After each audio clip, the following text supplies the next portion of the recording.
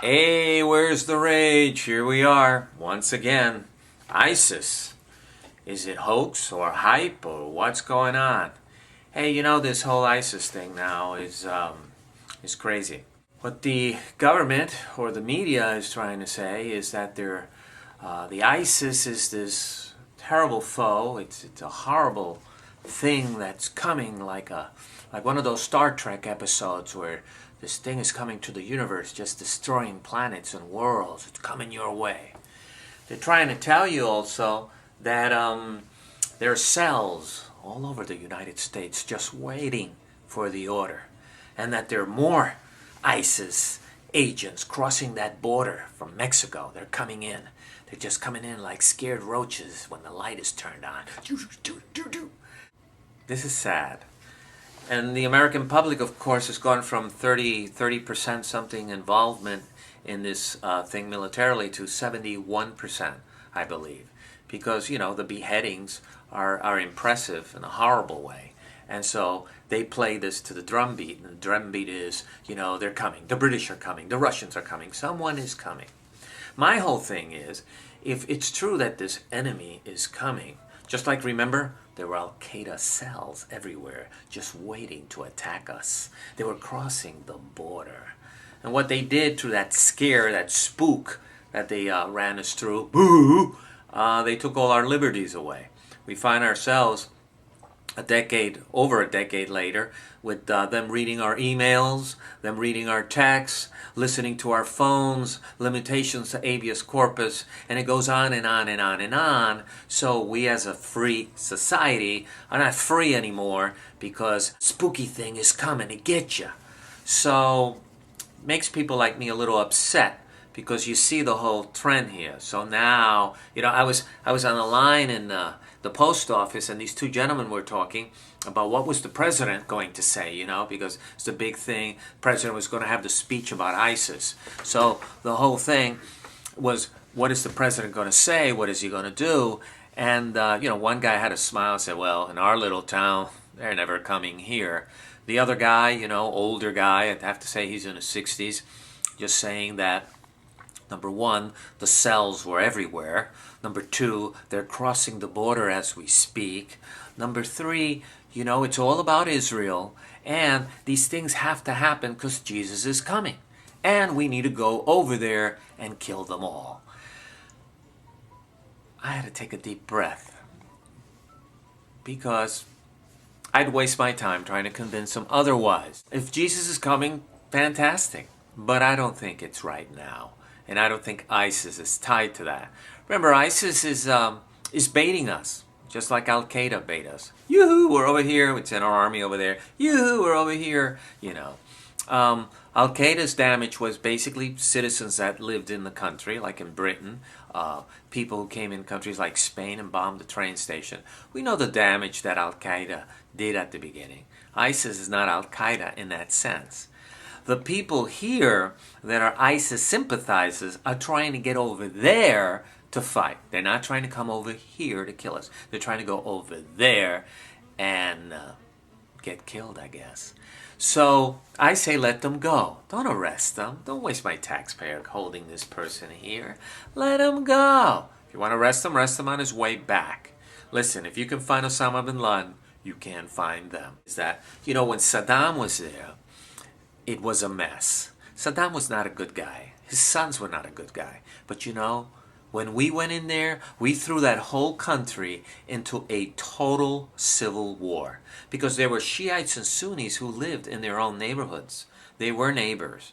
Once we got there and that civil war broke out, they had to move from their neighborhoods and find refuge in neighborhoods that were all Shiite or all Sunni. That war, Shiites and Sunnis just killed each other, and we were stuck in the middle, getting killed by both, including the Iranians who came on the other side. Militias formed by the Shiites like Mutsada. Remember our allies in that Iraq war? I think it was Great Britain and Micronesia. And when Great Britain went in, it was the end of Tony Blair's career. He was linked to Bush, he was called his lapdog, and it was over for Blair. I feel sorry for the president because he's getting kicked, he's going into war kicking and screaming. The polls are showing that we want to go to war. We want war again because Afghanistan, Iraq, we kind of got over it and we're ready to go for a third shot at the Islamic world. The other thing is, if in the first conflict where they tried to Al-Qaeda to Saddam and all that stuff to just spook us more and boo, boo, they took all our liberties, as I said before. What are they going to take away from us now? I mean, why would ISIS want to invade a country where there's like 3 guns per every human being in this United States of America? Everyone's armed to their teeth. They'd be crazy. So why are you falling on for this whole thing that they're cells and they're crossing the border? Mamma mia. So don't believe the hype. They're not coming. They're over there. And that problem over there is part of our problem for going in there and stirring the pot in the first place. It was quiet until we got there. Hamas has gotten stronger. Hezbollah has gotten stronger. Syria's in a civil war. All that can be tracked to us. If you believe that 5,000 to 10,000 soldiers in Iraq would have changed this whole scenario, I don't know what kind of Cheerios you're eating. My generation, we thought that 500,000 Americans in Vietnam would change things. Guess what? 50,000 plus dead, 500,000 soldiers, 1 million injured. We came back defeated. So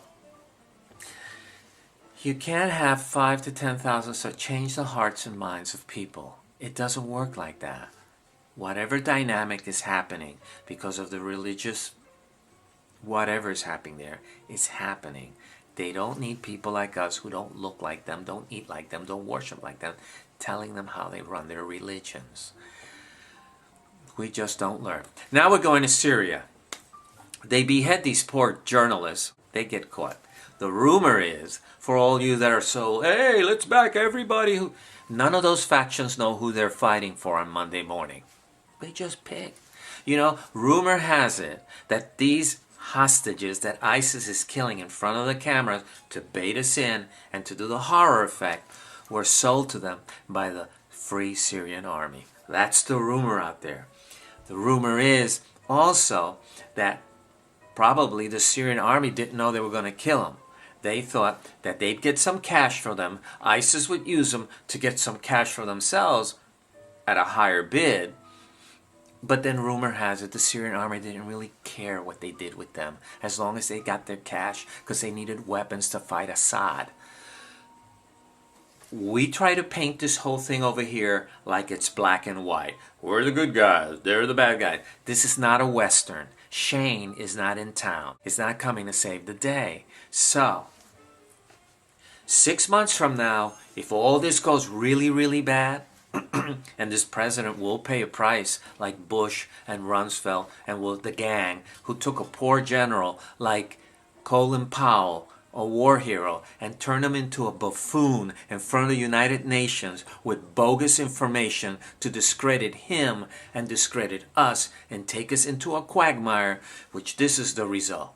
So don't believe the hype that 5,000 to 10,000 American soldiers in Iraq would have changed the Shiite-Sunni dynamics, because it's happening all over the Muslim world.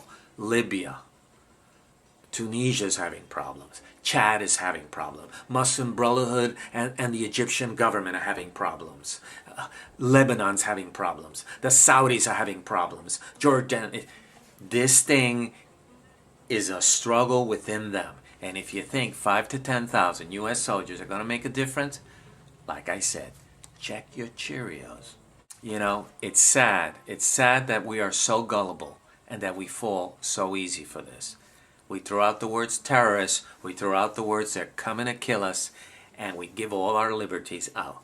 What's the next thing? Because right now, there's cameras everywhere, and not only that, but we citizens carry our own cameras where we film our fellow citizens. Sometimes we film stuff that shows a brutal act, something that helps solve a crime. But when will we start turning these cameras to turn each other in? Oh my God, please. So, where's the rage? ISIS, hoax or hype? beware, we've been tricked before. Okay, that's it for today.